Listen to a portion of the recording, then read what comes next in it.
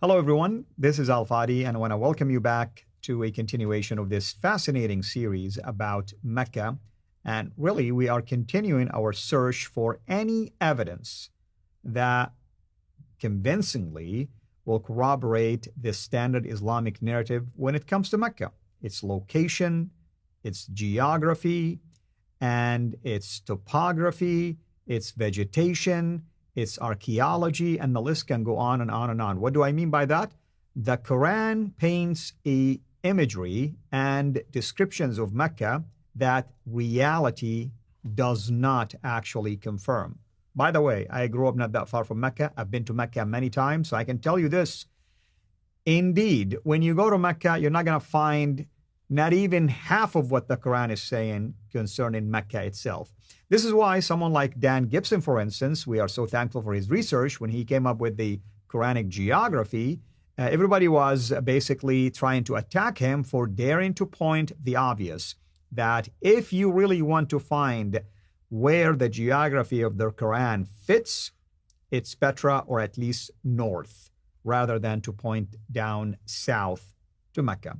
And that's what we're doing, myself here and Dr. Jay Smith, who is with us here in studios. And we're so thankful for his research and his team's research, and thankful also to have this honor and the opportunity to be able to present it to you, to at least our subscribers, our viewers, because we want this knowledge to be expanded beyond just Dr. Smith's channel. That's why we encourage you, take this from his channel, from my channel, and spread this wealth of knowledge everywhere. We encourage you actually to go ahead and share these kind of videos within your own network. These are powerful, basically video series that are intended for one reason, to show that the standard Islamic narrative have lots of holes in it. And the hope is that our Muslim friends will come home to Jesus. That's what we want at the end of the day. Dr. Jay, thank you so much as always. What do you have for us today? Well, we've been talking about the fact that there was no water there. Right.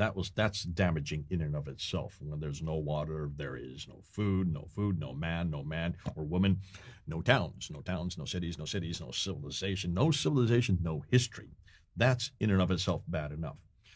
But back a number of years ago in the last century, it seems like a long years ago when I say it that way, but remember Dr. Patricia Corona, who's one of our heroines, and she was the one that wrote the book Meccan Trade and the Rise of Islam, and she talked about the trade route that was introduced, the whole theory of the trade route, called the trade route theory by Montgomery Watt back in the last century, and she started confronting it for a reason. Now let's put up the slide, and I want to show you what Mecca looks like from that topographical slide that I showed you in the last segment. Here's that topographical, one of them, and this one is startling because we're going to show you where that trade route goes along the topography. So this is the isolation of Mecca on that topography, and what Patricia Corona was saying absolutely has now been borne out, but she didn't have the maps that we have today. Back in the 1980s, they didn't have these kind of maps, so she didn't have that at her fingertips. So let's take a look at this map here, and let's put Aden. There's Aden down there at the south. So here you see Aden down here. That's in Yemen. Yeah. That's in Yemen, and that's where the trade would come across from India, came across the Arabian Sea, and came down to here, and we'd taken off goods here, according to the trade route theory. It is not according to Drone. And then from Aden, it went up to Sana'a. There's Sana'a there. And then from Sana'a to Najran, there's Najran there. And from Najran up to Taif, there's Taif there. And then from Taif up to Yathrib, or what is today called Medina, there. And then from Yathrib, it went on up to Tabuk, and then from Tabuk up to Gaza. Petra. Sorry. That is the trade route that the standard Islamic narrative talks about, that Montgomery Watt referred to. Where's Mecca? Well, Mecca's not on it. Why? Well, it's where the red star is. That's where Mecca is. See where that red star is right down there? Hopefully people can see us. If you can put the camera on us, folks, so people can see where Mecca is. Right down there. So right there. And I want to emphasize what Dr. Jay is talking about here. The standard Islamic narrative that I grew up believing in is that there is a trade route that goes north and south.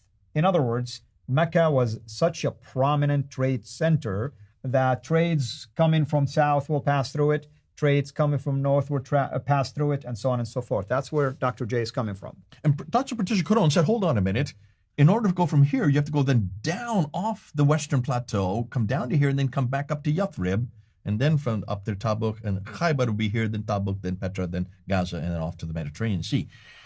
But she didn't have what we now have today. I want to show you another topographical map. This one is even more important because it shows you exactly the topography of just Saudi Arabia. This is just Saudi Arabia, okay? Right, and even the other one was clear. There are mountains. Why would you subject camels and animals to the risk of going up and down? Well, let's show it first. Before you do that, let's show you before that conclusion. So here is Aden. It's down in Yemen, so it's not in Saudi Arabia. That's why it's off the Arabian map. And of course, same with Sana'a. It's there in Yemen down here. Then we get to Najran, which is right on the border. And you're coming up to Taif. Taif is still, now you can see, there is a, can you see there, topographically, there is distinct mountain. You're up on top of a mountain. To get to Mecca, you first wait. To get to Yathrib, you continue along the mountain there. You continue up to Tabuk, and you come up to Petra, which is in Jordan, so it's off the map there, up in Jordan. By the way, I know where Taif is. Taif is a high resort up at the top of a mountain. Even today, there are highways that take you all the way up. Okay. Yeah. So where's Mecca? There's right Mecca. There. Bingo. It's down off. Now you can see topographically. Patricia Crone was exactly right. Even the 1980s, when they didn't have this kind of mapping available at that time, can you see it's down off the plateau? So they'd have to come down this way to get to Mecca. Then they have to go 1,000 meters back up to get up to Yathrib. This is 3,000 feet difference between these two. Right. Why in the world would they go all the way down to a place that didn't have water? If it doesn't have water, it doesn't have vegetation. You need vegetation for camels. You need to be able to water them. You need to feed them. There have to be people there. People have to survive. How can you survive if there's no water there? We're going to get to that because people have come back to me and say, aha, there is the Zamzam well there, Mr. Smith. You don't know what you're talking about. There's some. Hold on to that. That's coming up in another episode. We're going to shut down that theory really quick. But I just want to show you the topographical map that proves that Patricia Crone has been vindicated. So look at this map and you can see it is not on the Western Plateau. That is where you noticed it being last time you talked about these places where vegetation, those are called oases. These are oases along the trade route, but not including Mecca. So the question to my viewers right now, and especially our Muslim viewers, which one will make more sense? To have just boats and ships parked at each of these locations, and then camels can take, things all the way to some of these cities or towns or centers, or to have animals riding on top of mountains going up and down with no water whatsoever, vegetations, and so on and so forth. I think it doesn't take a brain surgeon to figure this out. Well, we actually shut this one down as well. Remember, we talked about this earlier, because if you want to go up the Red Sea, which is up here, over along here, the Red Sea, notice all the trade that went on the Red Sea was on the western coast. Exactly. They're in what is today Eritrea and Sudan and Egypt. They're all on the western coast. We talked about those 5 cities, and the reason why those 5 cities were used, because they all had water. Where there's water, there's vegetation. Where there's vegetation, there are people. Where there are people, there are towns. Where there are towns, there are cities. Where there's cities, there's civilization, there is history. History is all up on the western coast, nothing on the eastern coast. One reason why? Because there is no water. There's only one port that we knew about that from the 7th century that existed, and it's right down here. It's called Yanbu, and Yanbu is the port that actually nourishes Yathrib. Yathrib needed Yanbu. And in Arabic, I mean, just if you were to tell me as an Arab speaker, without knowing that it's a city, you would say, what do you think the word Yanbu could mean? I will say it could mean that something is gushing out.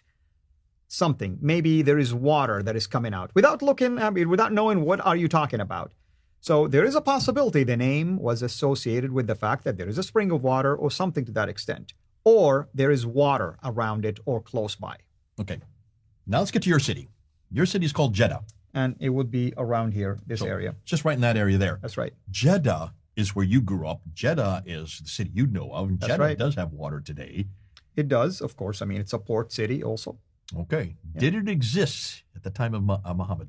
Well, I think you and I talk about that, the fact that it wasn't built until later as a gateway into Mecca. Dr. Gerald Hawting, who's done the authority, he's done authoritative work on Jeddah. He says very clearly that Jeddah didn't exist until the 8th century, which means it was introduced, it was created to accommodate Mecca. Mecca needed water, and so they needed to have a place that could bring the water to them, and so they needed a port city, and that's why Jeddah was then constructed in order to feed and also to water the place that had no water and no feed, and that was Mecca.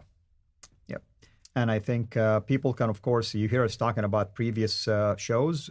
That series was called In Search of a Place. And you can go and watch the playlist on my channel, Sierra International. And also, Jay, you did do something. I haven't put that one up on mine one yet, but that will go up there. But you did do some videos on those topics anyway in your channel. So people can go to Founder Films as well to be able to gain more insights when it comes to those important, by the way, videos. We're not doing this for show. These are very, very, very important discoveries. And I tell you, I mean, if I was still a Muslim today, I'd be probably disturbed by these findings, because you have just shattered all of my traditional historical knowledge about my faith, its origin, and its affiliation with such a prominent town known as Mecca. This is why this is crucial for our Muslim friends, more so than anybody else, to please examine the evidence. We're inviting you to examine the evidence. In fact, we're inviting you to challenge us by presenting facts, not emotions, facts. And I say this, Dr. J, because I get a lot of attacks from Muslims that you don't know what you're talking about. Okay, well, show me, what do you think I need to know? These are logical, basically, arguments that we're raising. That's why it's important. Thank you so much, Dr. J.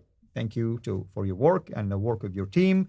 And I hope everyone is enjoying this. What are we going to talk about next time? Now we're going to ask the question that comes up after that. If it has no water, if it's totally isolated, then does it have a history? If you say it doesn't have a history, how can we prove that? What I'm going to do next, I'm going to be asking all the different civilizations around there, all the different kingdoms. I'm going to ask to see whether they know about this place, Mecca. Let's question that. Let's query that and see if anybody has heard of this place. Let's look and see where these kingdoms are. Let's look where these civilizations are and ask that question. Thank you. And thank you, everyone. Until next time, have a blessed day. Thank you for watching this video. Be sure to like and subscribe to our channel, Sierra International, and click on the bell so that you receive notifications whenever we publish a new video or go live.